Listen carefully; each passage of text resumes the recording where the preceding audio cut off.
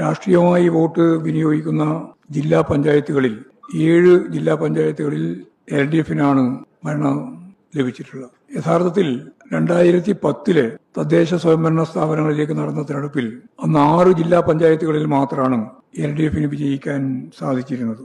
അതേപോലെ തന്നെ ബ്ലോക്ക് പഞ്ചായത്തുകളുടെ നില പരിശോധിച്ചാൽ 59 ബ്ലോക്ക് പഞ്ചായത്തുകളിലായിരുന്നു അന്ന് ജയിച്ചത്. 91 ബ്ലോക്ക് പഞ്ചായത്തുകൾ UDF ആണ് അന്ന് ജയിച്ചത്. ഇപ്പോൾ LDFന് 77 ബ്ലോക്ക് പഞ്ചായത്തുകൾ നേടാനായിട്ടുണ്ട്. ഗ്രാമപഞ്ചായത്തുകളുടെ സ്ഥിതി പരിശോധിച്ച് നോക്കിയാലും അന്ന് 360 എണ്ണമാണ് ലഭിച്ചിട്ടുണ്ടായിരുന്നത്.